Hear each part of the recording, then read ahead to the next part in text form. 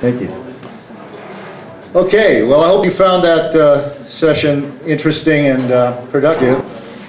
So we have a few announcements, and then we'll go into spend most of the rest of our time finding out what happened in your small groups this morning and or earlier this afternoon and just now. So first of all, John Roy Wilson, are you in here? There's John Roy. John Roy, are you ready to give your announcement?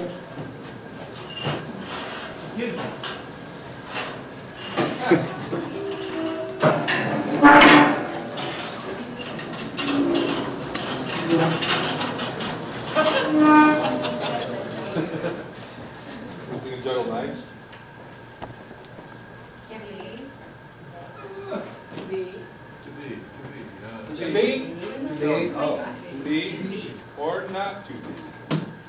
To be what? Or not To be. That's yet to be. At no time did the fingers leave the hands.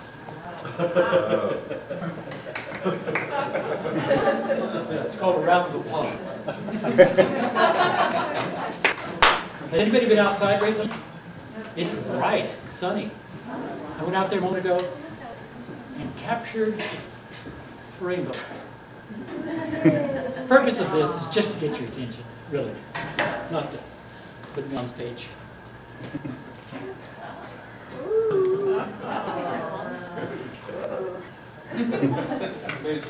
How many of you are in more than one organization that works for peace and justice? Most of us are. Oregon PeaceWorks, which is a statewide peace and justice organization, needs board members. We have about 4 or 5 of a core that gets together once a month, formally gets together, and then we do other things by email. I want to encourage you to think seriously about becoming a board member. Ken, who just left with the Coast, frequently does the meeting by telephone. It's doable, but we need more board members. You won't be bored. We would appreciate it, seriously appreciate it. Like Peter was saying earlier, you know, we've got all these ideas, all this energy, but if we leave here and go back to not doing what we know we can do, it'll go down. So this is board members of the Oregon PeaceWorks. Oregon PeaceWorks Board, that's what I'm talking about, the Oregon PeaceWorks Board. Go to opw.org and look at that and call OregonPeaceWorks.org. OregonPeaceWorks.org. When do you What meet? did I say? OPW. They won't What's get that? to that. When do you meet? We meet third Wednesday of the month. Third Wednesday of the month. Typically. Typically, yeah. It has varied. And we've been meeting mostly, almost exclusively here in Salem. But we have had board members on the coast, Eugene, Portland, and we need people from other locations. We need a broader spectrum of people. Most of us here are of a lighter complexion. I know that's the demographics of Oregon, but please seriously consider it. Please contact us, OregonPeaceWorks.org. Thank you. Is the next meeting this Wednesday? Week from Wednesday. Yeah. Yeah. And where is that? Where's the next one? Is that your place? I'll have to look it up. Okay. Go to the website. I can't tell you right now off the top of my head. No, it's actually not on the website. Somebody'd have Don't to. go to the website. Somebody'd have to ask me. Yeah. But talk to John Roy. He's the chair of our board right now, and Thank you. it's not dull. And speaking of PeaceWorks board members, board member Hans West also has an announcement. Well, just after I heard all the Peace stories, I thought, it's really to hear about how much is going on. Speak up a little. And I thought it'd be really nice if people would be willing, people who spoke up early today, maybe to just jot it down or maybe email it, so we maybe, when we have a summary of this meeting, we can include that. And I think that would just be, encourage all of us to appreciate how much is going on. I can't remember half what I heard this morning. So if people think that's a reasonable idea, people are willing to do it, we can talk about it. And what format do you want in it? Just a piece of paper? Well, just if people would either jot it down before you leave today and leave it with me, or else send it to info@OregonPeaceWorks.org. Just whatever you said this morning as your victory story, let us know, and we'll put the word out. We'll put it out. We really should be sharing some of these great stories. Okay, further announcements. I think there were one or two others. Yeah, Kurt had one.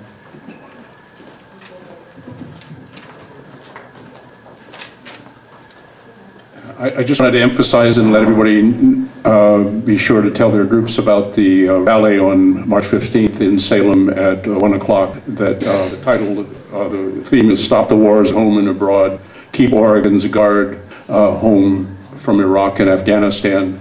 And it does connect with the economic issue. One of the sub-themes is funding for jobs, education, healthcare, and housing, not war. It connects with the immigrant rights and say no to scapegoating, protect immigrant rights, end the siege of Gaza. So it also connects with the war on Gaza. So I just want to emphasize that we'd like to make this as large as possible. The rally will begin at 1, and then there'll be a march here in Salem afterwards. Then the following day is a lobby day where, again, we'd like to have as many people as possible lobbying on the issue, especially of the Guard. Thanks. What dates, where are you starting? The lobby, I'm not sure yet where the lobbying will be, but it will be in the Capitol. It will be hard to miss. The the rally on the 15th will be at 1 o'clock on the Capitol steps. Yeah. And the lobby day, it's ROP.org, Rural Organizing Project, was the bottom line group for the lobby day. It's happening on that Monday, so it's Monday morning. Yeah, and I think they would like anybody who plans to come or would like to come to contact one of the organizations that are handling the lobbying. One of them is AFSE with Katie and ROP, and I think is Calc also involved in the... I'm in charge of the Eugene part. So contact one of those organizations if you can come to Salem on that day. Thanks. 30 seconds. Okay, George? I have a great story. I think it's a great story. It's a great conversational gambit for those of us who are talking about how we interface with those that aren't on email or aren't doing a lot of typical, easy to find communications. In other words, how to do it face to face. Tell me what I'm doing here. What's this? It is symbol. Yeah. Who's got that? It is in. What's this? D. Draw a circle around. What do you got? Peace symbol. Exactly. When was it done? 1945? 54. 54. Where was it done? Bertrand Russell's apartment or some meeting he was at in England. Who did it? Gandhi. Some unknown student, probably female. Let's give it a female. I don't know. So we don't know who did it. All right, that's the story. But this sign, we all know, this is now a lot more popular than it was 20 years ago. It hadn't been this popular since 1969, folks. So there's a lot of people that are 30 and under wearing this that don't have a clue where, first of all, where it came from, but secondly, they don't even know what it means. That's a great way for us to have conversations with younger people. I'd like to mention those flags are available for purchase. For $8, this is what a deal. $8. We would want a couple of these. And furthermore, these other flags are available also for $15 apiece. Have your own for the March 15th march. Vic? I'd like to, I'm sorry I couldn't be in here earlier today, but I'd like to connect with folks that are concerned about what's going on the Capitol steps and explain some things that might help shed light on elements at some point, and I'll stick around afterwards. Okay. Jack?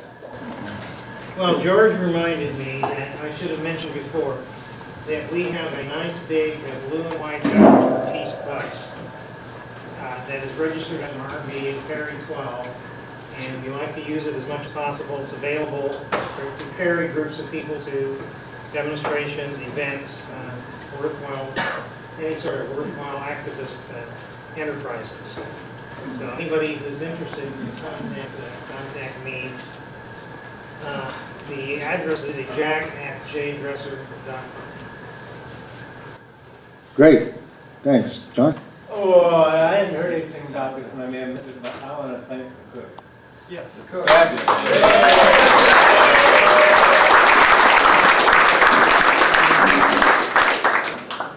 Yes, thank you very much. John Roy, did you hear that? No, he's busy cooking. Last announcement that fits really well with that is if you signed up at any time, or even if you didn't, to help clean up, we will need you to do that directly after the closing this afternoon in about an hour. So if you can give us 15 minutes to help put the church back into good shape and to get our stuff packed up in our vehicles, that would be really nice. And I will remind you of that again. Now, the strategy sheets that you filled out in the strategy session, I think most of you were scribbling away, and we would like to capture that, but we don't want to take it away from you. So April, are you here? Where's April? Well, let's see.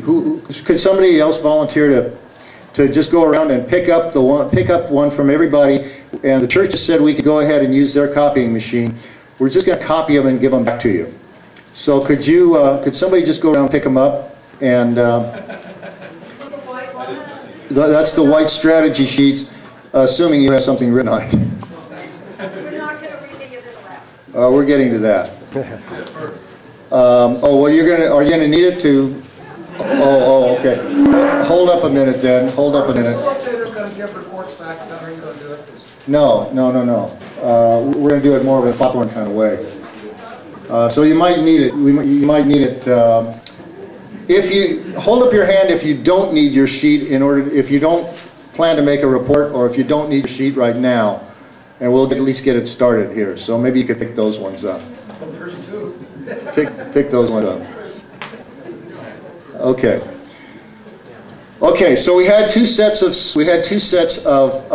small groups, one on strategy, and we specifically focused the strategizing on how we can cooperate better within the state with the national movements that are working on the same things we're working for, and how we can bring the work on our separate issues into a synergistic relationship with each other within the state. So those were the questions that we asked about, and hopefully that's what you discussed in your small groups. Then just now we came from a discussion that had to do with building our own peace movement infrastructure a little bit more soundly, so that we can communicate with each other better and utilize either some of the tools that we saw on the demonstration or some of the other ones that are already in existence.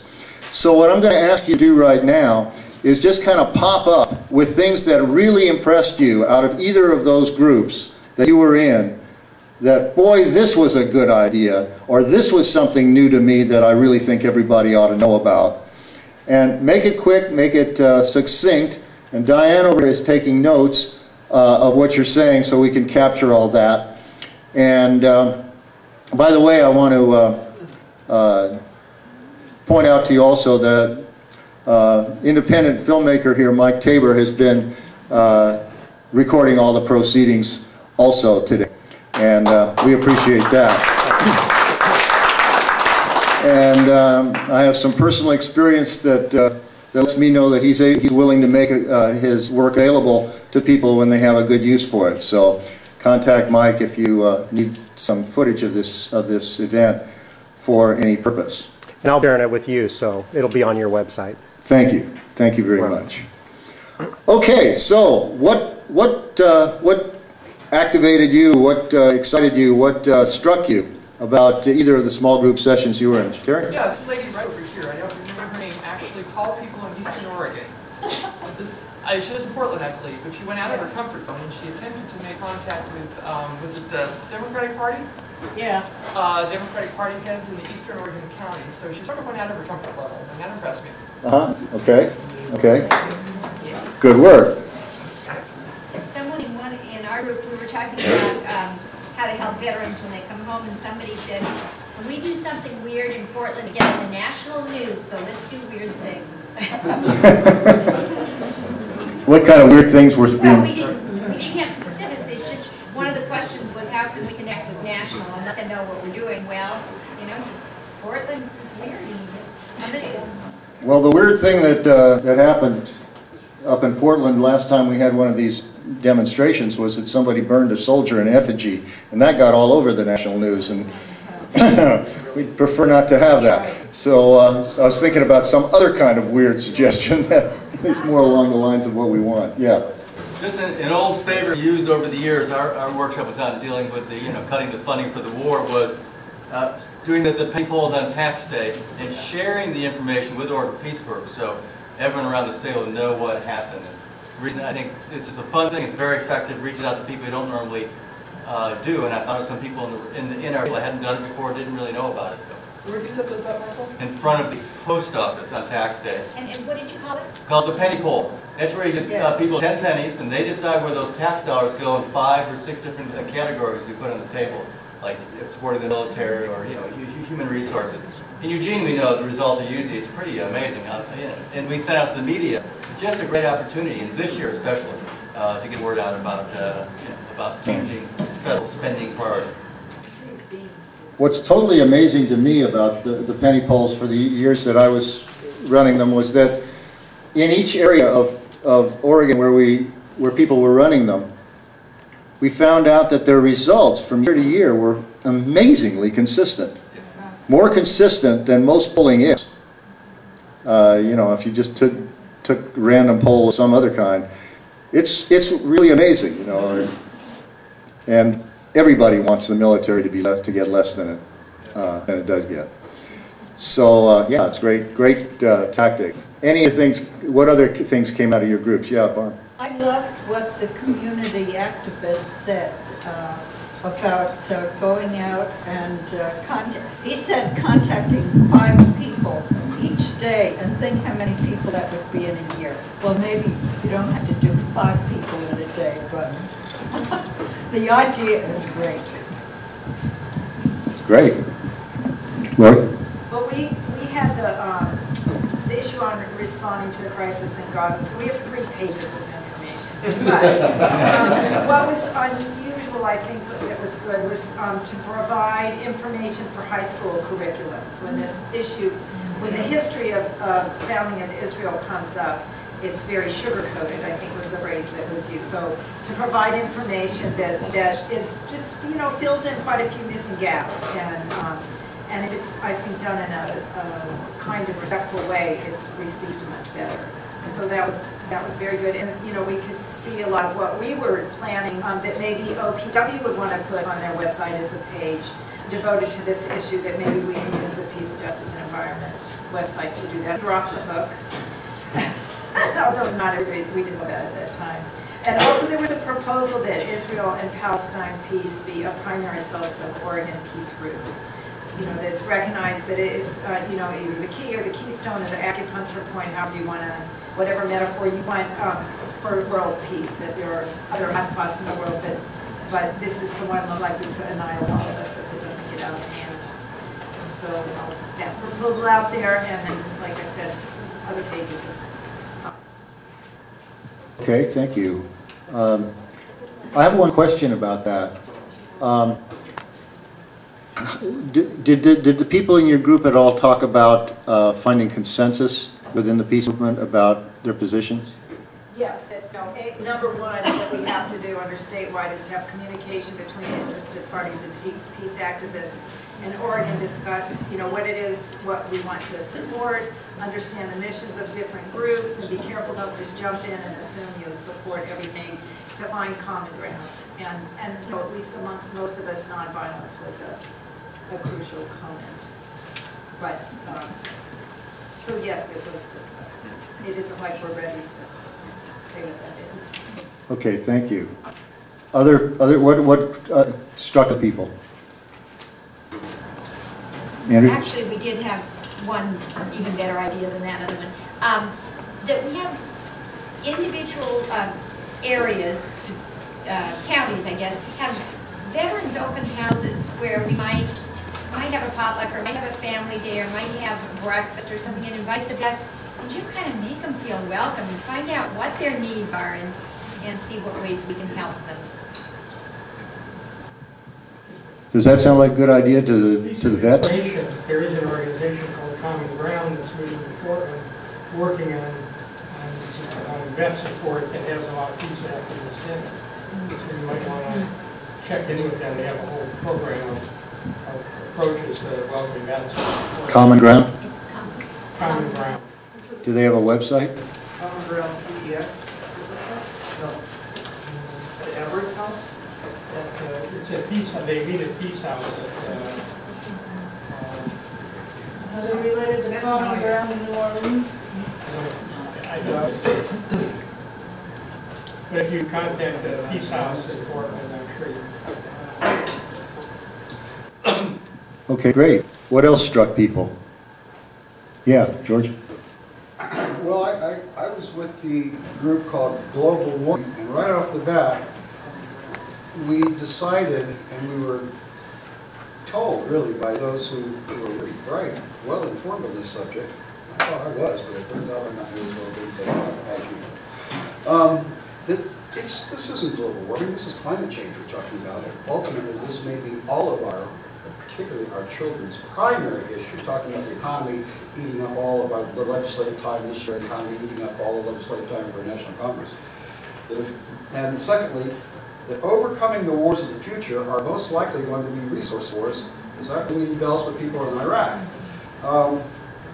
And global warming and climate change are caused primarily by our usage of resources, particularly those that create carbon. So, an interesting factoid that I picked up, and I don't think I'm going to forget until I'm forgetful, is that a barrel of oil that we import has a minimum, in addition to what we know we pay at the gas pump, has a minimum hidden fee of our tax money going towards it of $25 to $100 just to get it here with the military protection and the bases and the empire expenses that we are paying for that particular resource. And probably every other resource has that we import has those kind of hidden price tags to it also. Thank you, George. Yeah. Just segue right off of that, because we're all opposed to oil wars, right? Is there anybody here who got here without using petroleum? Will you please help to empower the rest of us to live to our values as well as you have? Actually, Okay, Lloyd? Yeah, it's close. Our table was talking about budget priorities, but I think what came up is that this is a very special historical moment, and that because of the economic collapse combined with the issues of climate change, the question of restructuring society is on the table. And it's on everybody's mind and everybody's lips. And it is incumbent upon the peace movement, which is intimately connected with both of these issues, take part along with everyone else in the conversations that are beginning and going on. And that movements are created out of conversations, whether it was the consciousness raising groups in the women's movement or the teach-ins in Vietnam and so forth. There's no way to motivate masses of people except by talking with one another. So that one thing is that it's critical for us to use every possible opportunity to talk with one another and make connections between peace and the economic system and global warming. But that also, in order for a movement to be effective, it has to go beyond conversations into organization. So we should both be talking with everyone possible and also be looking for every opportunity to work together around common issues and in a common direction so that our power is much more effectively utilized. Okay. Anybody who hasn't commented yet? Okay, Vic? We shall overcome, I think, for me, is a fingernails on the blackboard thing. I think that we are, in terms of opportunity with the greater masses, we can be friendly enough to help them over. And I think that is today's opportunity, is to be welcoming in every way possible and find those ways to be welcoming, because there's people like what we've been saying all along. Okay, what else struck you? Yes. Both things I think are very important, and John Brown made a really good point, which I think correlates with that when he said he went to a city repair meeting the other day and was really encouraged because he saw a lot of young people and older people and lots of different kinds of people there, and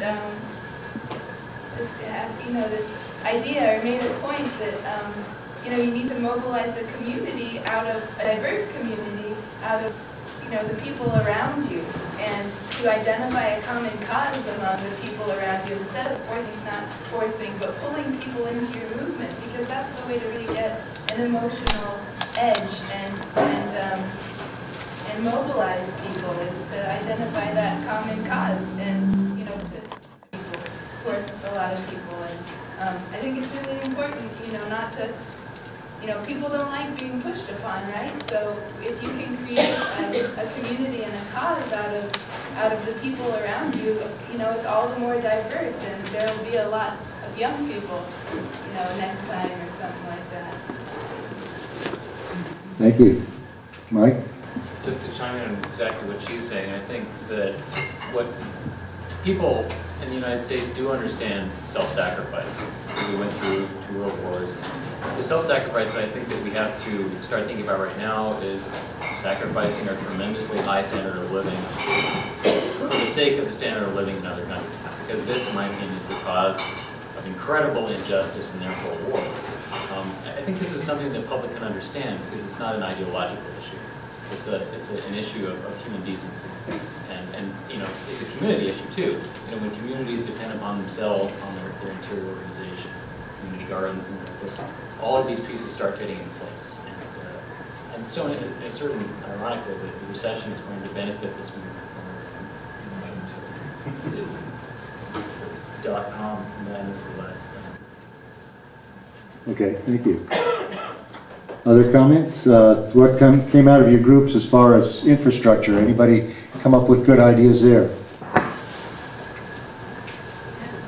Something I need to bring up in the group that I was in. The group that I was in, something that I feel passionate about is, and after just listening to Mike, making sure that we have a large group of young people here from the colleges and high schools and so forth, and getting them more involved with us. So that's important to me. Okay, thank you.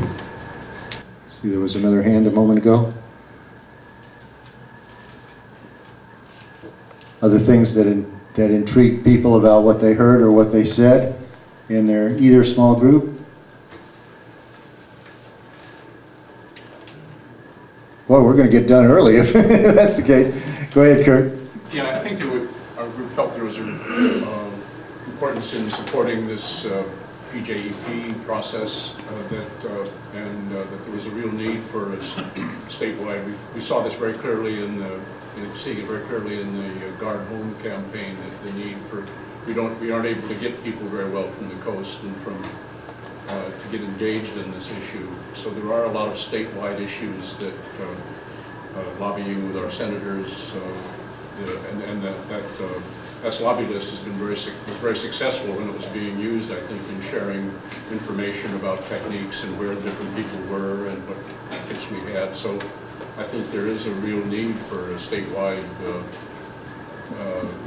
way of reaching people. Okay, thank you. I thought, well, go ahead, Michael. Just a follow-up, in the packet, there's a way to sign up to be on that lobby list. You don't have to be a lobbyist to be on the list. It's something available to anyone who wants to get information about how we can more effectively impact our federal and state decision makers. Right, and it's on the back of that blue sheet, and if yours is blank, tell April. Where's April? April's right over there, and she can copy you the back of that sheet if you didn't get it.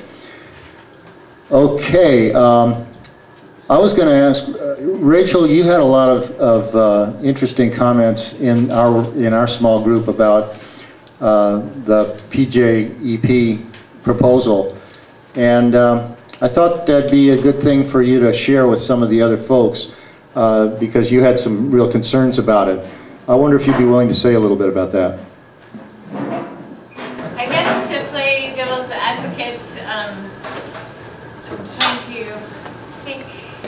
I'm just concerned that if 400 organizations use the calendar, that it might overwhelm any new person getting onto that calendar and kind of feeling like, oh, where do I start? I can't find what I'm looking for, kind of thing. And so I think it'd be really important to be strategic about using the statewide calendar, about events that affect the state versus, you know, your tiny organization's board meeting. So I would love to see the state mobilize around issues that are important for all areas, but I want some strategic thought about what you put on there, if it's not applicable to everyone.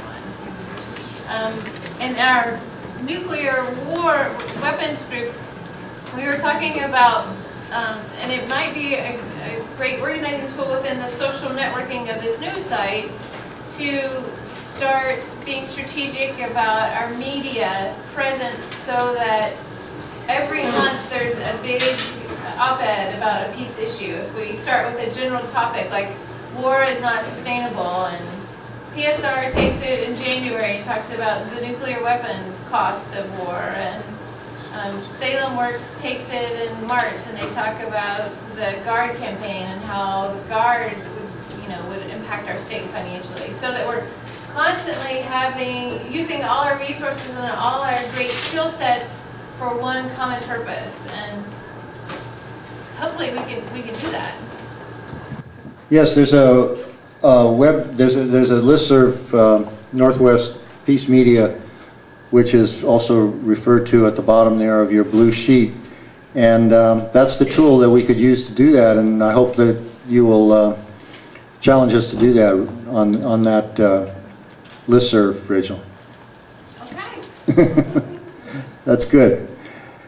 Other comments, other things that struck, yeah. Mm-hmm. I just had something I needed to comment with the present group on. This is concerning lobbying. The Pacific Green Party is combining with a lot of Democrats and independents in trying to get instant runoff voting legislation passed in Oregon. And for those who aren't familiar with IRV, it's ranked choice voting. You will rank your candidates 1, 2, 3, 4, 5. So if your first choice doesn't get a majority of the votes, then those votes are then transferred to the next, to your second choice. So say this lets you let go and be able to vote for a Ralph Nader. And if Ralph doesn't get the majority of the votes, then those votes will go to your second choice if you voted for a second or a third. So we do have legislation here in Oregon, and the Multnomah County Democrats, if you are a Multnomah County Democrat, we need you to contact people who are chairs and stuff like that, and see if you can get them to back it. I believe this is now in your platform, and what we're trying to do is get people to call their legislators, and it's in the Senate Bill 29, I believe it is, and it's moving through committees. We're actually getting some movement, and it's getting not just pushed, but it's getting pulled. So it's really exciting, because then this will do away with the spoiler effect, and we can run some clean campaigns. Great.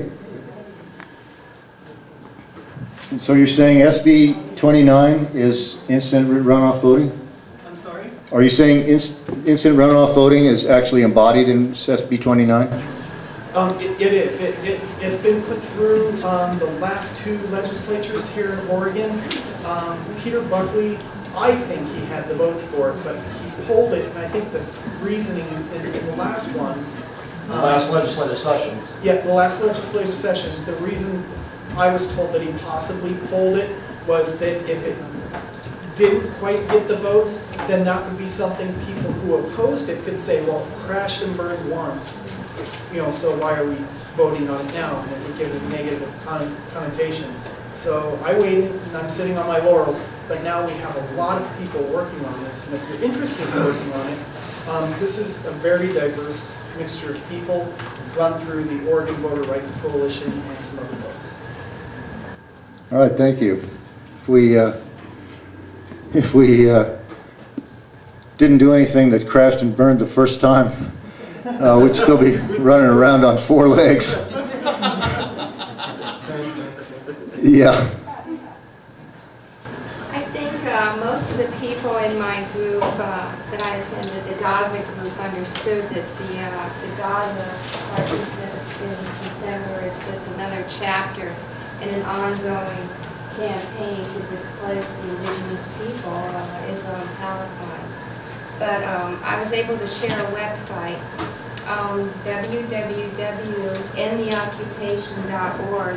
They have just come out with a presentation on video and PowerPoint that goes into detail our financial contribution to this genocide that we all just witnessed on all these that we just witnessed in Gaza. And they break it down into the F-16s and the Apache helicopters, and they just break it on down. This is what we've been financing, and we talked about making sure that this kind of information is included.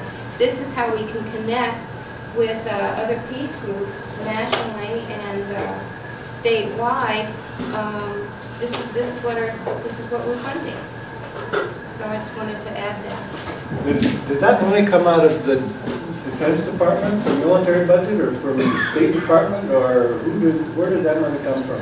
Probably the State Department. So that isn't It's in the included foreign in the aid military budget. Well, some of it's in the foreign aid budget. Some of it are military hardware transfers. There are 2 or 3 different levels of military equipment transfers. There are spare parts. There's a huge budget just for spare F-16 parts and spare Apache gunship, helicopter gunship parts. It's complicated. Go on the website and it breaks it all down. What was the website again? It's at www.endtheoccupation.org. And there'll be a link to 3 videos. It's actually 3 videos of one presentation, the first part of it.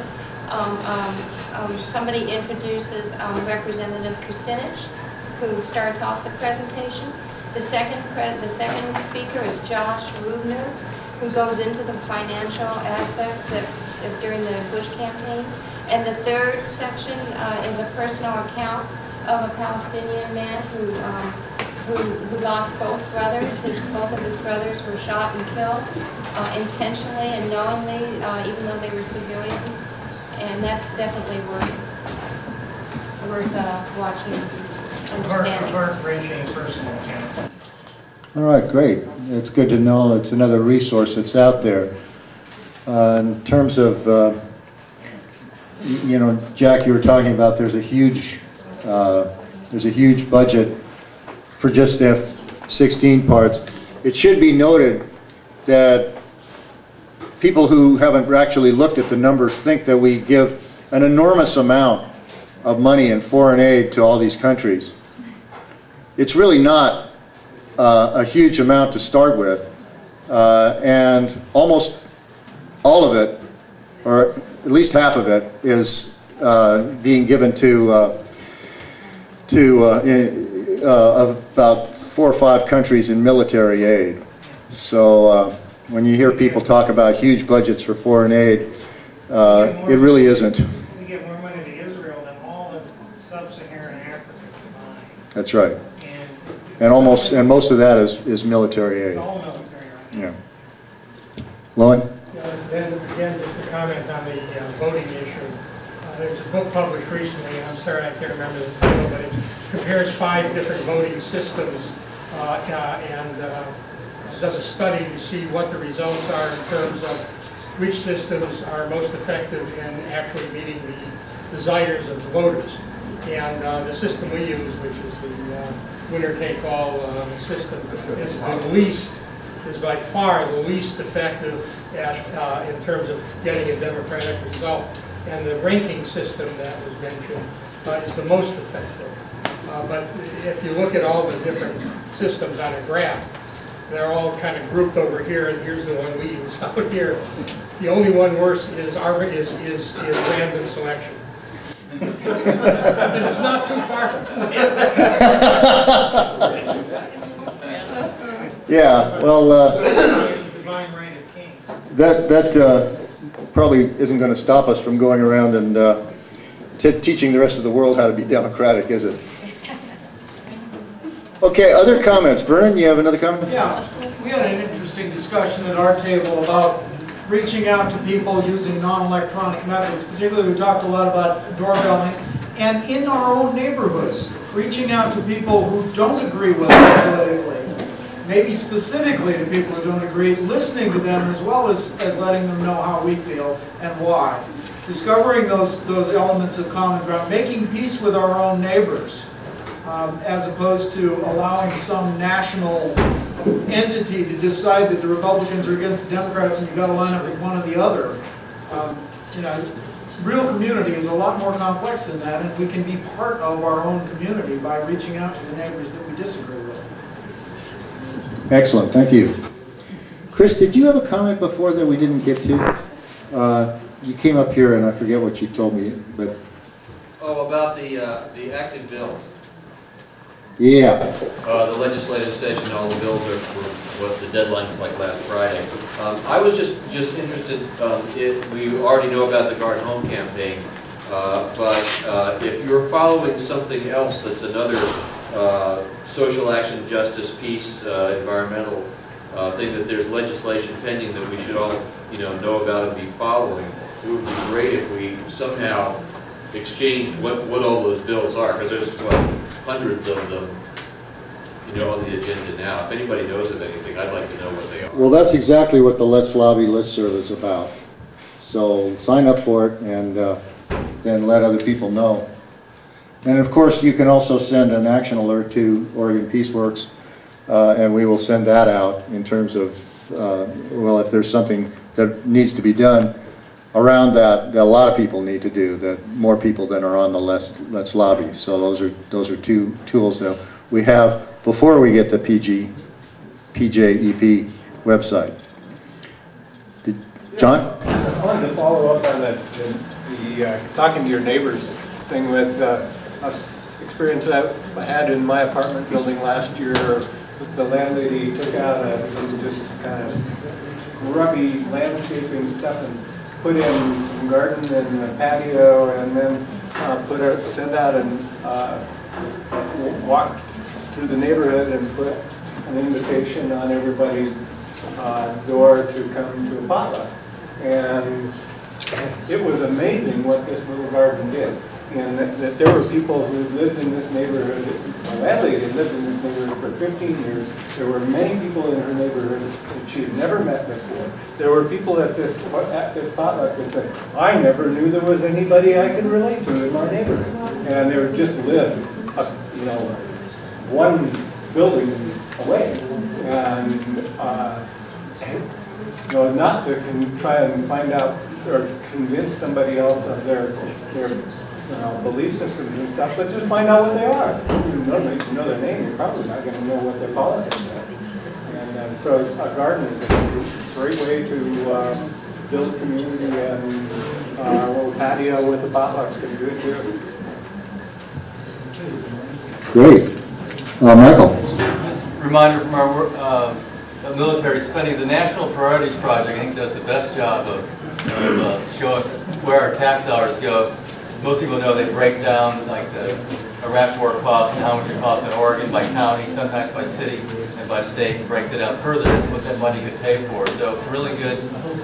Nationalpriorities.org, really great way to get information. I know the Eugene Weekly publishes information from that each week about the cost of the war to Eugene. So, but it's open to anyone going on their website, and really useful information for reaching those people we may not, have convinced on the merits of their issues, getting them cost figures that they can relate to.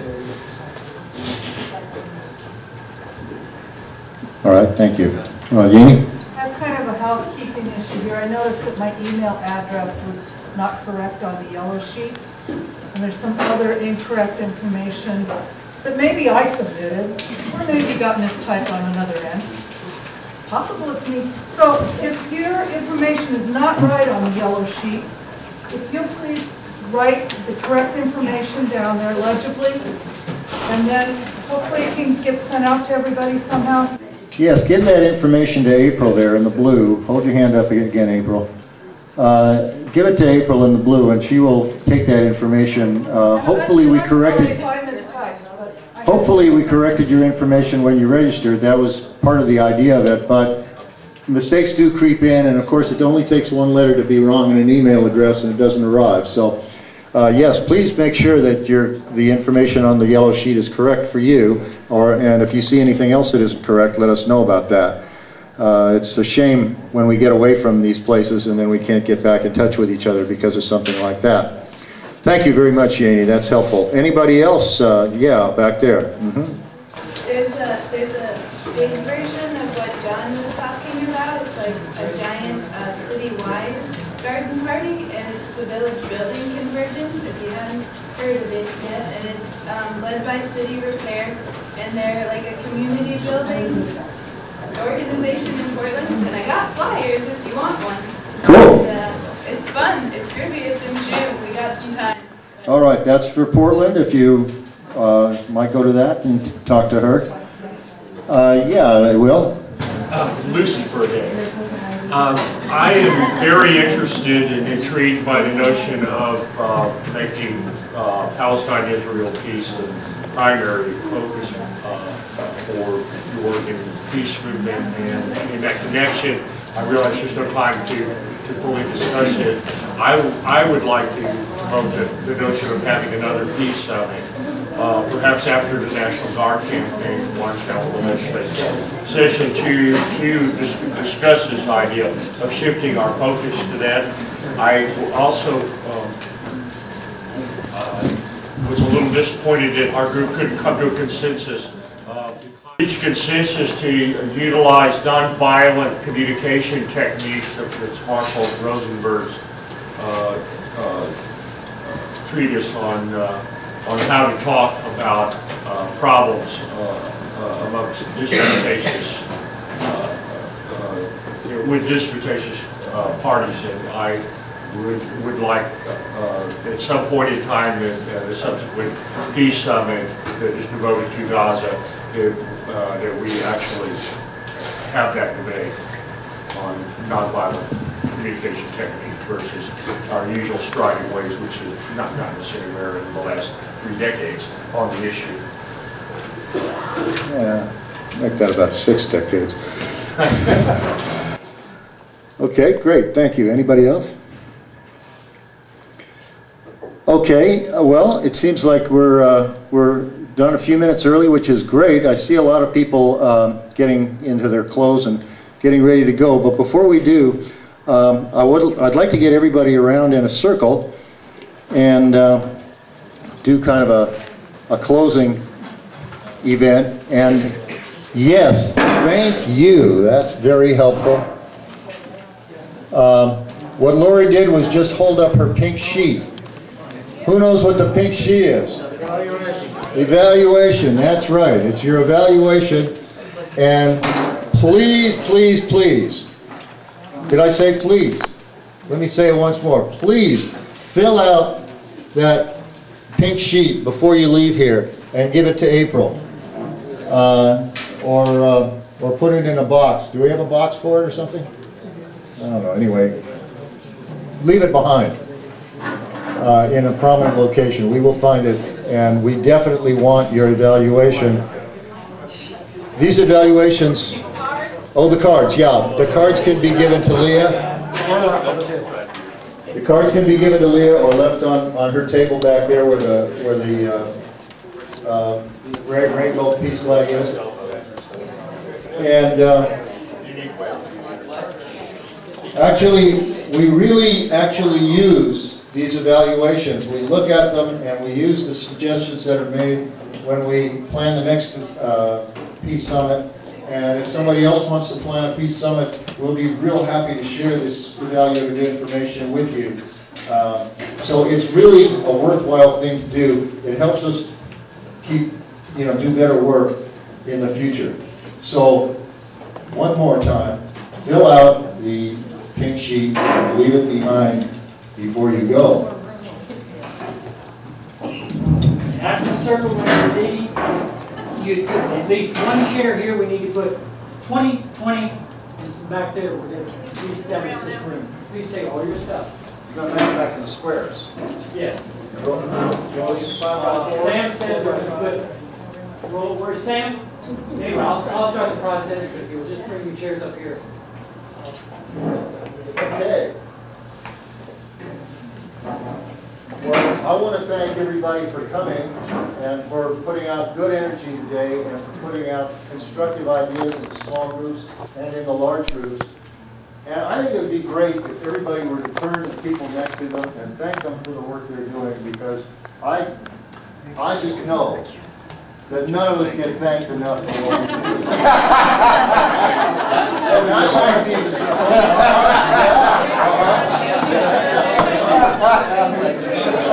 Thank you, George.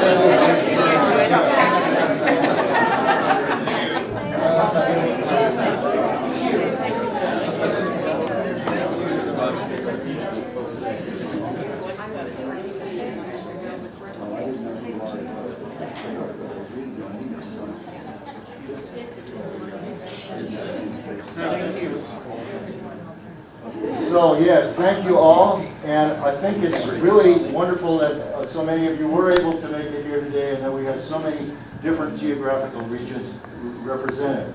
As you know, there are a lot of folks that are working on our issues around the state that did not make it here today, and we need to get the word out to them what happened here today. So if you know the addresses and the contact information for groups that weren't here today, let us know so that we can put the report out at least to them and involve them in that way, and invite them to PJEP and all the good things that are happening. At this point, I'd just like to once again say thank you, and peace be with you all.